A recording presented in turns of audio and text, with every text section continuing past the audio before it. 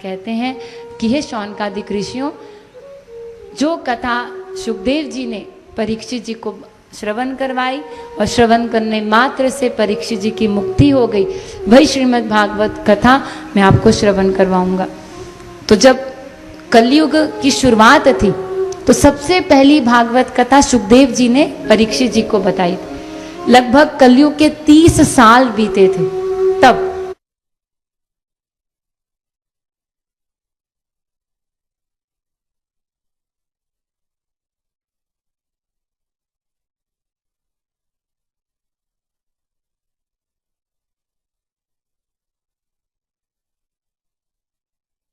तो सबसे पहली श्रीमद् भागवत कथा सुखदेव जी ने जो श्रवण करवाई, ठाकुर जी गए हैं, कलयुग की शुरुआत थी, 30 साल हुए थे कलयुग के, तो वही कथा मैं आप लोगों को श्रवण करवाता हूँ। तब यहाँ पर सुखदेव जी की वंदना करते हैं सूत जी महाराज, उनको प्रणाम करते हैं, उनका ध्यान करते हैं। तो ये सुनने के बाद जब उनकी वंदना सुनते हैं सूत जी महाराज की, तो शौनकादिक ऋषियों के मन में ये प्रश्न आता है कि वंदना में कहते हैं सूत जी महाराज कि सुखदेव जी इतने बड़े परमहंस अवस्था में थे, इतने बड़े परमहंस थे कि वो पैदा हुए 12 साल बाद माँ के पेट से, और पैदा होते ही जंगल की ओर चले गए भगवान का ध्यान करने के लिए। तो वो एक जगह भिक्षा मांगने के लिए एक घर के द्वार के बाहर उतनी देर रुकते थे जितनी देर में गैया का दूध दुहा जाता। बस अगर उतनी देर में उस घर से कोई भिक्षा मिल गई भोजन की तो ले लिया, नहीं तो आगे चल गए। तो जब ये सुना सूत जी महाराज शौनकादिक ऋषियों ने, तो उनके मन में ये प्रश्न आया कि सुखदेव जी इतने बड़े परमहंस, तो वो एक जगह मात्र उतनी देर के लिए ठहरते हैं जितनी देर में गैया का दूध दुहा जाता है, फिर उसके बाद आगे बढ़ जाते हैं। फिर वो एक जगह 7 दिन कैसे टिक गए और बैठ करके कथा सुनाए हैं। जब सब छोड़ करके वो जंगल चले गए थे सन्यास लेकर, तो फिर उन्होंने कैसे कथा श्रवण की और कैसे वो एक जगह 7 दिन टिक गए। तो ये जिज्ञासा जब रखी सूत जी महाराज के चरणों में शौनकादिक ऋषियों ने, तब यहाँ पर फिर सूत जी महाराज सुखदेव जी की कथा बताते हैं। आइए हम इसको श्रवण करें, फिर थोड़ी देर हरिनाम कीर्तन करके फिर आगे परीक्षित जी का जन्म करते हुए कथा को विश्राम की ओर लेकर चले। तब यहाँ पर बताते हैं कि सुखदेव जी का इस संसार में प्राकट्य कैसे हुआ और वो कौन है, और कैसे उनको वेद व्यास जी को वो प्राप्त हुए पुत्र रूप में, और फिर उनको कैसे श्रीमद् भागवत प्राप्त हुई। आइए हम लोग ये कथा श्रवण करें। बड़ी मधुर लीला है, बहुत सुंदर कथा है, आइए सुनते हैं। तो सुखदेव जी कोई साधारण शुक नहीं है, ये राधा कृष्ण के गोलोक में निकुंज में रहने वाले, दिन रात राधा रानी के लालित पालित शुक हैं। शुक माने तोता जिसे कहते हैं, तो आकार उनके शुक जैसा है, और वो राधा रानी के लालित पालित, बहुत प्रेम करती है राधा रानी उनसे, और दिन रात राधा रानी उनको खिलाती हैं, कृष्ण कृष्ण का नाम जप करवाती रहती हैं। और वही शुक ठाकुर जी को भी अत्यंत प्रिय है, तो जब वो कृष्ण के पास जाते हैं तो वो भी उनको प्रेम से पालते हैं, लालित पालित उनके भी शुक हैं, प्रेम से खिलाते हैं और उनसे राधा राधा राधा का उच्चारण करवाते हैं। तब फिर जब द्वापर का अंत हुआ, ठाकुर जी धराधाम से गोलोक चले गए, तो उस समय कलयुग में एकदम आगमन जब हुआ और इतना अधर्म आ गया, पूरे कलयुग में त्राही त्राही होने लगी, भक्ति लुप्त होने लगी, ठाकुर जी का नाम प्रेम भक्त लुप्त होने लगा। तब फिर गोलोक में बैठे बैठे एक दिन की घटना कि ठाकुर जी बड़े चिंतित थे, बहुत अशांत थे, बड़े व्याकुल थे। तब शुक ने देखा कि आज हमारे प्रभु बहुत अशांत हैं, व्याकुल हैं, बड़े कष्ट में दिख रहे हैं। तो राधा रानी के पास उड़ के शुक गए, तो देखिए गोलोक की हर चीज बड़ी चैतन्य है, वहाँ के लता पता पक्षु पक्षी कोई साधारण नहीं है। वहां का तो स्वयं लता प्रताप भी चैतन्य है। यहाँ तक कि राधा कृष्ण जो आभूषण पहनते हैं वो भी कोई जड़ नहीं है जैसे हम लोग आप लोग पहनते हैं, वो भी चैतन्य रहते हैं। भक्त ही भगवान की सेवा करने के लिए उनके अंगों से लिपट जाते हैं आभूषण के रूप में। भक्त ही लता पता बन करके ठाकुर जी को सुख प्रदान करते हैं उनकी लीला में। ऐसी गोलोक में जब देखा ठाकुर जी बड़े दुखी, तब राधा रानी के पास वो शुक गए। तो राधा रानी से कहा कि राधा प्यारी जी कैसे आज हमारे प्रभु इतने कष्ट में दिखाई दे रहे हैं, प्यारे जी को क्या हो गया? तब राधा रानी ने कहा कि अरे शुक, गोलोक में तो कोई कष्ट का बात नहीं है, दुख की बात नहीं है। पिता है ना पूरे संसार के, जगत पिता है। तो आज संसार की स्थिति को देखते हुए मृत्यु लोक की वो दुखी हो रहे।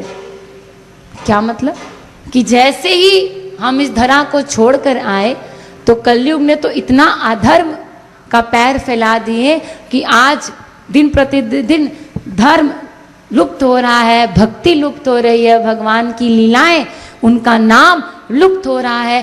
क्या करें, ये सोच सोच करके आज ठाकुर जी दुखी हैं। तो शुक ने कहा तो बताइए राधा रानी क्या करें? तो राधा रानी का तुम ही जाकर पूछ लो।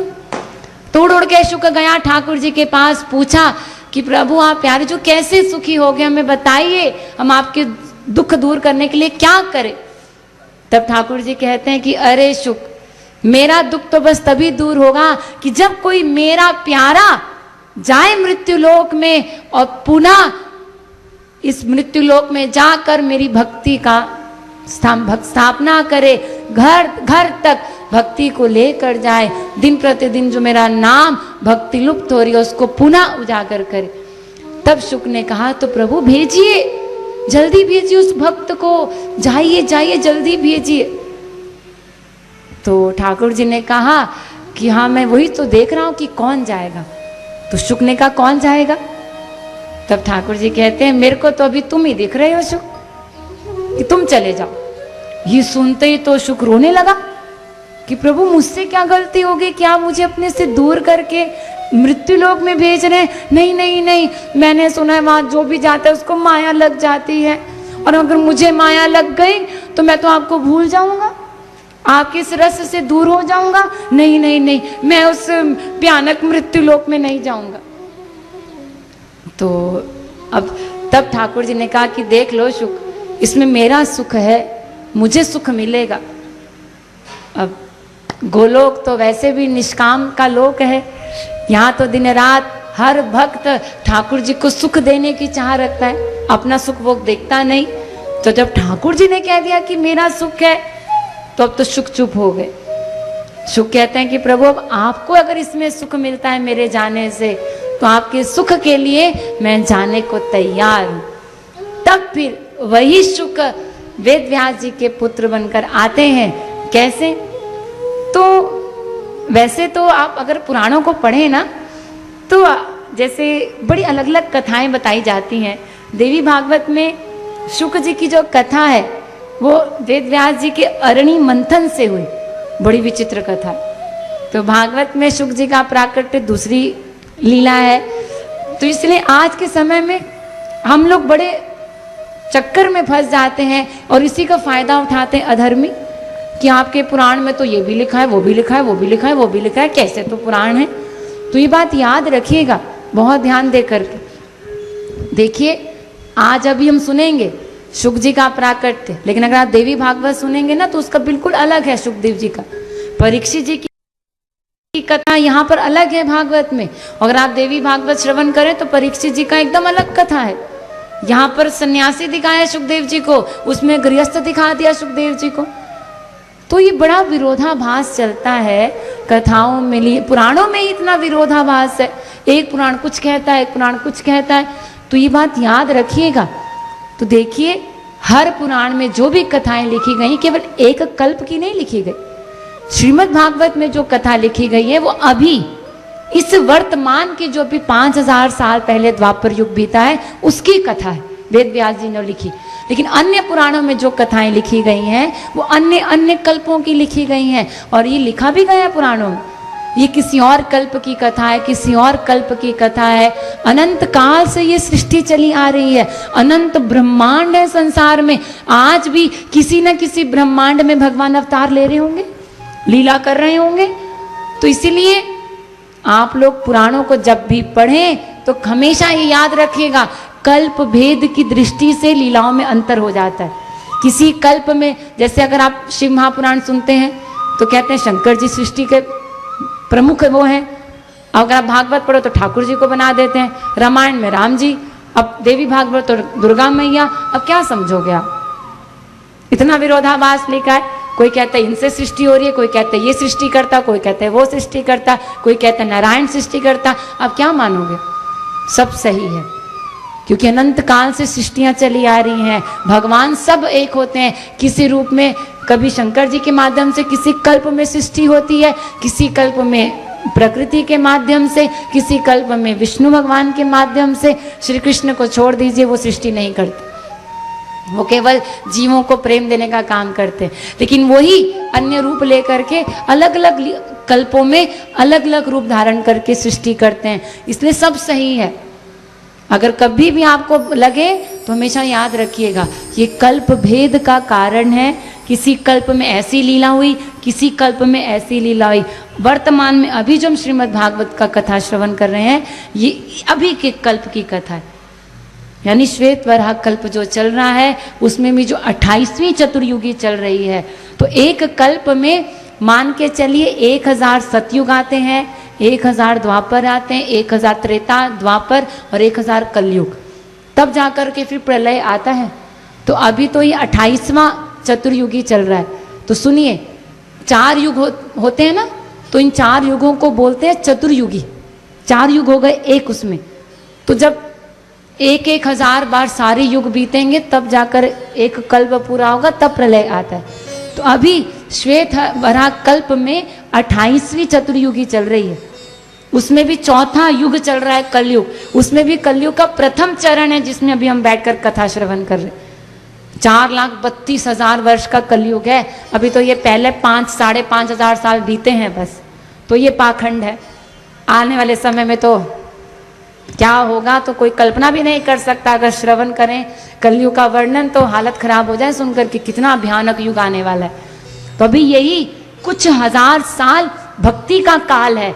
इसी में अगर अपना जीव कल्याण कर ले तो अभी कर लो, वरना आने वाले समय में फिर आओगे ना कलयुग में तो केवल बस जैसे और युगों में भगवान का जो नाम ले सर काटो ना, वही समय आएगा। साधना भक्ति अभी कर सकते हैं क्योंकि अभी चरम सीमा चल रही है। धीरे धीरे धीरे सब लुप्त होने वाला है, सब खत्म हो जाएगा तब। तो ये अभी की कथा है सुखदेव जी के आगमन की। तो यहाँ पर सुखदेव जी के कैसे प्राकट्य हुए, वेद व्यास जी को कैसे प्राप्त हुए, आइए जल्दी से इसकी कथा श्रवण करें। तो यहाँ पर बताते हैं कि जब ठाकुर जी ने आदेश दे दिया सुखदेव जी को, तो इसकी कथा तो वैसे हम लोग सब जानते भी हैं कि एक बार की बात है, इनके आने का कारण कौन बने हैं? उमापति महादेव दोनों। तो बड़ी सुंदर सी कथा है, आइए इसको श्रवण करें। तो एक बार की बात है, कैलाश पर्वत पर शंकर जी अपना किसी कार्य से नहीं थे कैलाश में, पार्वती माँ अकेली थी और उसी समय पहुंच गए नारद जी। अब नारद जी तो गुरु हैं पार्वती मैया के, और नारद जी जहाँ पहुंचे तो मतलब कुछ ना कुछ इधर उधर होता ही है लीला में। और नारद जी जैसे ही पहुंचे, अब कंस को भड़काने वाले कौन? ठाकुर जी के प्रति नारद जी। सारी सच्चाई किसने बताई? नारद जी। तो नारद जी वही करते हैं, उनका काम क्या है कि जल्दी से जल्दी जीव को भगवान से मिला दो, तो जल्दी से जल्दी उनको लड़वाते हैं, मुक्ति करवा देते। तो जैसे ही पार्वती मैया के पास पहुंचे, प्रणाम क्या माने कि गुरु हैं नारद जी। तो फिर उनके बाद कहा कि नारद जी आप बहुत दिनों बाद कैलाश पर। तो उन्होंने कहा क्या बोले, बस इधर उधर कुछ कुछ चल रहा था, और सब ठीक है संसार में। तो नारद जी ने कहा यहाँ तो सब ठीक है, आप बताइए आपका कैसा गृहस्थ चल रहा है। तो पार्वती मैया ने कहा कि भाई हम तो बड़े सुख से रह रहे हैं। तो नारद जी ने कहा शंकर जी आपसे खूब अच्छे से प्यार करते हैं ना? तो पार्वती मैया ने कहा हाँ बहुत प्यार करते हैं। अच्छा, तो आप सब एक दूसरे को कोई बात छिपाते वगैरह तो नहीं, सब बात एक दूसरे को बताते हो? कुछ छिपाना नहीं चाहिए, पति पत्नी में सब खुल्लम खुला रहना चाहिए। तो पार्वती मैंने कहा नहीं नहीं, शंकर जी तो मुझसे इतना प्यार करते हैं, कभी मुझसे कोई बात नहीं छुपाते। तो उस समय नारद जी ने कहा अच्छा तो एक बात बताओ, ये शंकर जी जो गले में दिन रात मुंडमाला पहनते हैं, ये किसके मुंड धारण किए रहते हैं? ये तो तुम जानती होगी। तो अभी पार्वती मैया ने सुना और कहा कि नहीं, ये तो मुझे नहीं पता, ये तो आज तक उन्होंने मुझे नहीं बताया। तो नारद जी ने कहा फिर क्या प्यार करते हैं? क्या मतलब है जब तुमसे बातें छिपाते हैं, वो कुछ बताते नहीं, तो फिर ये कैसा प्यार है? तो पार्वती मैया सोचने लगी आज तो मैं पूछूंगी फिर। अब ये आग लगाकर नारद जी तो चले गए। अब इधर पार्वती मैया तो अब कब आए शंकर जी, तो बस मैं पूछूं। जैसे ही शंकर जी आए तो पार्वती मैया सीरियस होकर बैठी, ना आके पानी पूछ रही है ना कुछ। तो शंकर जी ने पूछा क्या बात है पार्वती, एकदम बड़ी व्याकुल लग रही हो, सब ठीक ठाक तो है? तो उन्होंने कहा सब ठीक है, बस एक बात बताइए, आपने आज तक मुझे बताया नहीं कि आपके गलों में जो ये मुंड माला धारण की, ये किसके मुंड है? शंकर जी ने कहा इतने सालों बाद तुम्हें ये बात कहां से याद आ गई? तब सोचने लगे कि नारद जी आए थे क्या यहाँ पर? पार्वती ने मैं कहा नारद जी आए थे नहीं आए थे, इसमें तुम आपको क्या, आप मुझे बस इस बात का उत्तर दो कि मुंड किसके हैं। तो शंकर जी ने कहा भाई बताऊंगा तो तुम्हें बुरा लगेगा। तो पार्वती मैंने कहा नहीं नहीं मुझे बुरा नहीं लगेगा, सोच लो, बुरा ना मानना। नहीं नहीं मैं बुरा नहीं मानूं, पक्का? हाँ हाँ पक्का। तब फिर शंकर जी कहते हैं देखो ये सारे के सारे मुंड जो मैं धारण करता हूं, ये सारे के सारे मुंड तुम्हारे हैं। जब जब तुम अवतार पैदा होती हो और शरीर का त्याग करती हो, तो मैं तुमसे इतना प्यार करता हूं कि उसके एक स्वरूप में, कि तुम्हारी याद के स्वरूप में उस मुंड को रख लेता हूं। तो जितने मुंड हो गए ये सब तुम्हारे ही हैं। जितनी बार तुमने देह त्याग किया उतने उतने मुंड मैं धारण करता गया। और पार्वती मैया ने सुना और कहा कि एक मिनट, शंकर जी से कहा कि एक बात बताइए प्रभु, हमेशा मैं ही देह त्याग करती हूँ?